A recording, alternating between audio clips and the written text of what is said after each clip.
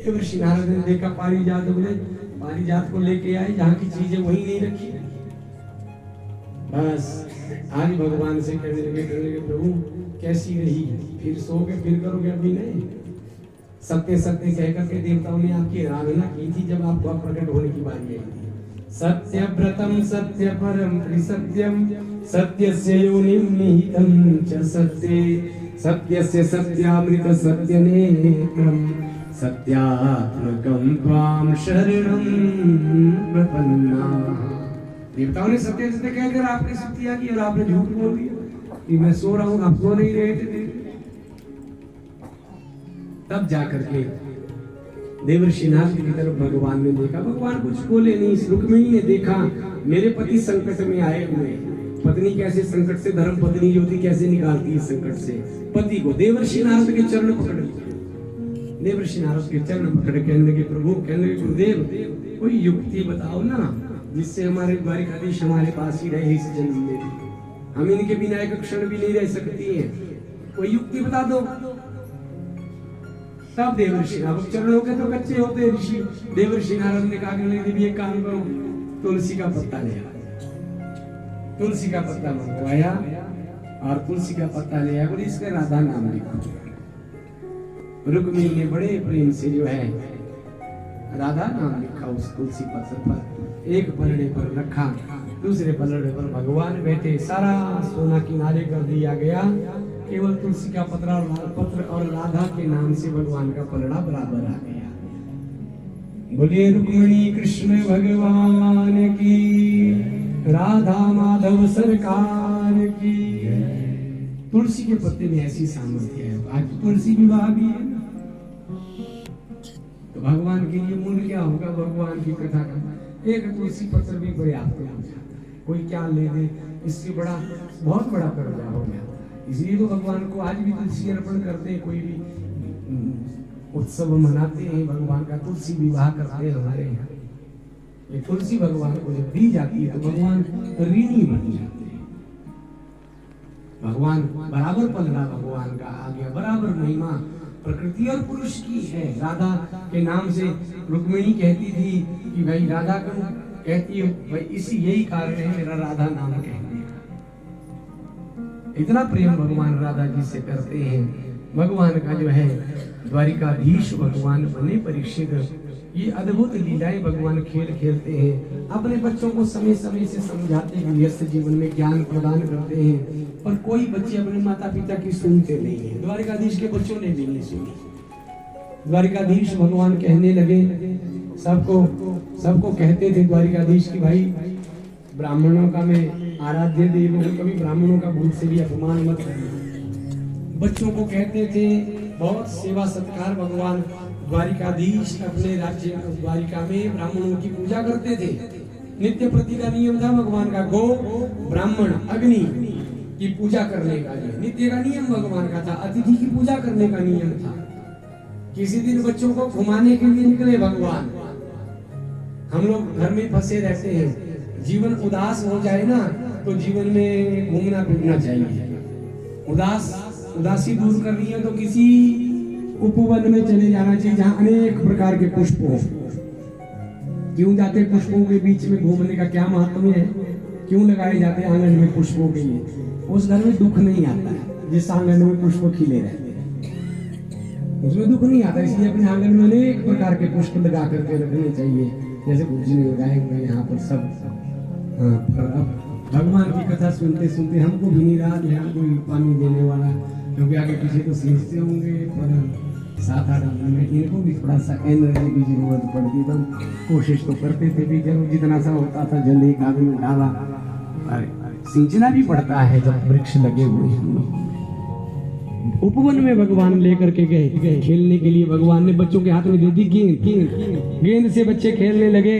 खेलते खेलते गेंद कुएं में जाकर के गिरती है। भगवान द्वारिकाधीश बैठे, छोटे छोटे नाती पोतों के साथ भगवान गए हुए, बाबा बाबा हमारी गेंद कुएं में चली गई, कुएं में गिर गई। तो गेंद लेने के लिए भगवान गए। अपने हाथों से जैसे हाथ बढ़ाए भगवान ने गेंद को उठाते उठाते एक गिरगिट पर हाथ बढ़ा और गिरगिट पर जब हाथ बढ़ा तो गिरगिट दिव्य रूप धारण करके के भगवान के सामने आकर के भगवान की जो है स्तुतियां करने लगा। भगवान ने बच्चों को गेंद दी और इस गिरगिट से परिचय पूछा, महाराज श्रीमान जी आप कौन है, बताओ तो जरा आप कौन है। तो ये अपना परिचय देता है। मृगो नाम नरेन्द्रोऽहं इक्ष्वाकुतनया प्रभो दानिष्वाख्यायमानेषु यदि ते कर्णमस्पृशम्। प्रभु अगर भी देखना नृग नाम अहंकार भरा अपना, ओंकार भरी मैं नृग नाम का राजा हूँ, इक्ष्वाकु का छोटा भैया हूँ महाराज। दानियों की लिस्ट अगर कभी आपके कानों में आए तो सबसे ऊपर मेरा नाम है। बोले जो कोई छोटा सा भी दान करता है राजा होकर के राजा राजकुल में जन्म हुआ था, गिरगिट बनना पड़ा। कहने लगे प्रभु मैं नित्य गायों का दान करता था, नित्य गोदान करता था। सबसे बड़ा धन माना जाता था गोधन। प्राचीन समय में गोदान, ब्राह्मण को दान में वस्तु मिल जाती फिर वो दूसरे को नहीं देना चाहेगा। उसको जो मिली, मैं दोनों ब्राह्मणों को संतुष्ट नहीं कर पाया। ब्राह्मण कभी संतुष्ट नहीं हो पाता है, नहीं कर पाया मैं संतुष्ट ब्राह्मणों को। बोले कितनी गाय दान करी थी तूने। यावत्य सिकता भूमे यावत्यो दिवितारका। बोले जितने पृथ्वी में रेत के कण उतनी गाय, जितने आकाश मंडल में तारे उतनी गाय, यावत्यो वर्ष धाराश्च जितनी आकाश से जल की धाराएं गिरती उतनी गाय, तावती रस्मदा स्मगा इतनी गायों का दान किया मैंने। अतिशयोक्ति अलंकार है यहाँ पर भागवत। इतना दान कौन, जितने तारे उतनी गाय दे सकता है कोई, जितने पृथ्वी में रेत के कण दे सकता है कोई, जितना जल की वर्षा की बूंदे गिरती है उतने दे सकता है कोई। फिर इसका लक्षणा करनी पड़ेगी।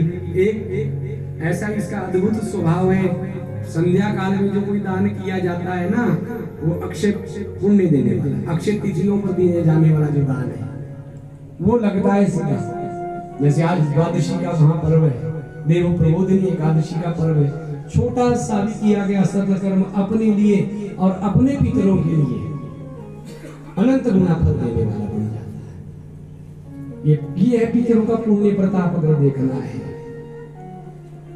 और बच्चों में भी कितना, बच्चों में भी कैसे पुत्रता सिद्ध होती है, ऐसा हमने इस घर में देखा, दर्शन किया। जीव तो वाक्य करना, जीते जी रहते हुए माता पिता की आज्ञा का पालन करना, ये सतपुत्रों सारे संसार को अन्न का दान करना। अब कितना अन्नदान 7 दिन में हो जाता है।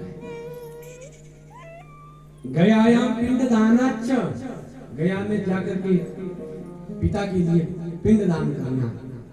त्रिभी पुत्रस्य पुत्रता, इन 3 कर्मों को करने से पुत्र की पुत्रता सिद्ध हो जाती है कि ये पुत्र है। और 100 गया श्राद्ध करना और घर में 1 भागवत की कथा करना, ये बराबर काम है। अपने पिता के लिए, माता के लिए, पिता की कितनी पितुरा वेदिका माता गर्भाधारण पोषणा अतो ही त्रिषु लोकेषु नास्ति मातृ गुरु समा। पिता धर्म पिता स्वर्ग पिता ही परमं पदा पितरि प्रीति मापन्ने प्रियंते सर्व देवता। जिसके पितर प्रीत हो जाते हैं, देवता अपने आप राजी हो जाते हैं। पिता धर्म है, पिता स्वर्ग, पिता ही परमं पदा। माँ की महिमा सबसे ऊंची, गोद में उठा करके माँ जो माँ ने देखा हुआ ना वो सब दिखाती है। अपने बच्चे हो चाहे लायक हो चाहे नालायक हो, गोद में उठा करके सब दिखाती है। बेटा ये है, माँ तो सिर्फ दिखाती है ना, ये पिता है, ये माता है, ये सब, ये तेरे रिश्तेदार है, ये तेरा परिवार है, ये माँ दिखाती है। गोद में जो माँ ने देखा है दुनिया में वो दिखाती है। लेकिन पिता की कैसी महिमा बताई गई है शास्त्रों में। माँ वो दिखाती है जो वो अपने आप देखा हुआ। पिता और गुरु क्या दिखाता है अपने बच्चे को, और पिता क्या दिखाता है पुत्र को, जो अपने आप ने देखा है वो भी दिखा देते हैं। कैसे?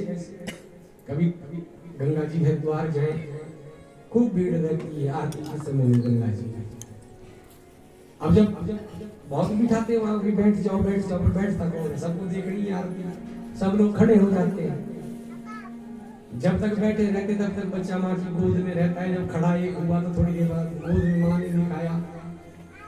अब जब भीड़ सारी खड़ी हो गई तो फिर अब माता पिता के आगे सारे भीड़ आ गई।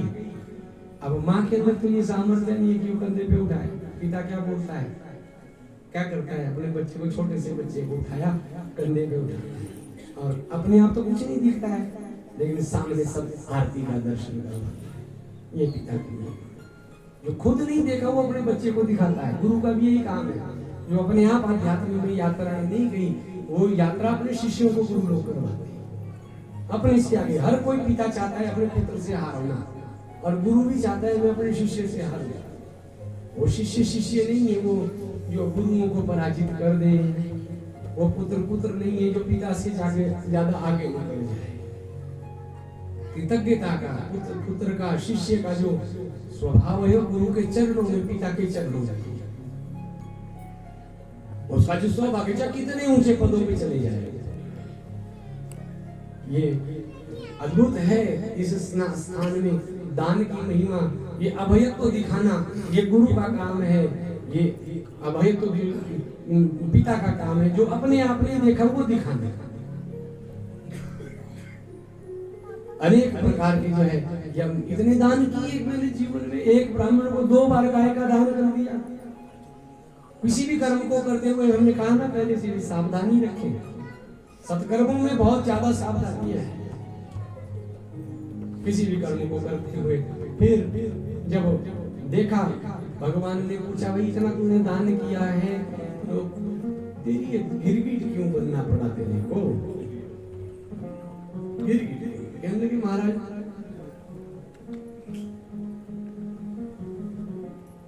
ब्राह्मणों के द्वारा शापित हो गया, ब्राह्मणों के शाप से बचना चाहिए। शाप दे दिया कि गिरगिट के तेरा रंग बदल रहा है, कभी मेरे पास आता है, मेरी बात। गंगा गया गंगादास, जमुना गया जमुना दास, एक बात नहीं बोल रहा है। अरे तू ये बात बताइए गाय दी किसको है तूने? हाथ जोड़े मैंने, महाराज मैंने तो दोनों को दे रखी थी, पर एक जना तो मान जाओ। कोई मानने को तैयार नहीं, मानने को तैयार नहीं थे। ब्राह्मणों के शाप से जो है मैं शापित हुआ, नहीं मना पाया, ब्राह्मणों को संतुष्ट नहीं कर पाया। मेरा ब्राह्मणों का शाप लगा। मरने के बाद जो है मेरी गति हुई, स्वर्ग में मैं गया। धर्मराज के पास बही खाता खुल गया। चित्रगुप्त ने जब बही खोली तो जाकर के क्या देखते हैं कि सबसे ज्यादा पुण्य है, पाप जीवन में बस एक ही हुआ है, दान देते हुए सावधानी नहीं किसी भी चीज का। एक होती है दक्षिणा, एक होता है दान। दान जो होता है सतपात्रों को ही देना चाहिए। दक्षिणा होता है मेहनत, जो सुपात्र है उनको ही दान। नित्य दान तो हम किसी को भी दे सकते हैं, नैमित्तिक दान के लिए पात्र होना चाहिए। जैसे पितरों के लिए जो दान किया इसके लिए पात्रता होनी चाहिए, इसको पचाने की भी सामर्थ्य, श्रोत्रिय ब्रह्मनिष्ठ होना चाहिए। नहीं उस दान को नहीं बचा पाया।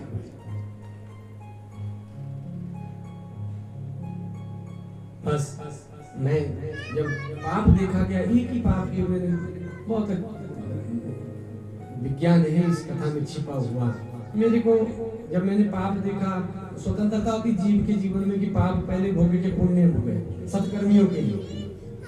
मैंने सोचा पाप एक है तो जल्दी भोग जाऊंगा मैं, पुण्य मेरे बहुत हैं, वो बाद में बड़े आराम से भोगूंगा। तो मैंने पाप को स्वीकार किया पहले। अब दान देते हुए असावधानी रखी तो मेरे को विष्ठा का कीड़ा बनना पड़ा। स्वदत्ताम परदत्ताम ब्रह्मवृत्तिम हरिचया षष्ठी वर्ष सहस्राणी विष्ठायाम जायते कृमि। अपने द्वारा दिया हुआ दूसरे के द्वारा दिया गया जो ब्रह्म वृत्ति का हरण करता है, ब्राह्मण की वृत्ति का कभी हरण नहीं करना चाहिए। अब सब जगह पर हम लोग विचार नहीं करते, जब संस्कार करते सब जगह दान देने के लिए हम लोग खड़े रहते हैं। डीजे वाले को देने तो उसके लिए 20-50 हजार रुपए, कोई दिक्कत नहीं, ले जा भाई। होता है ना, सच्ची सच्ची बोलूंगा मैं बैठ कर। डीजे वाले को भी कोई दिक्कत नहीं है, खाने पीने वालों के भी लाखों रुपए दिए जाएंगे, ले जा भाई। जब जिसने संस्कार किए उस ब्राह्मण की बारी आई कि तब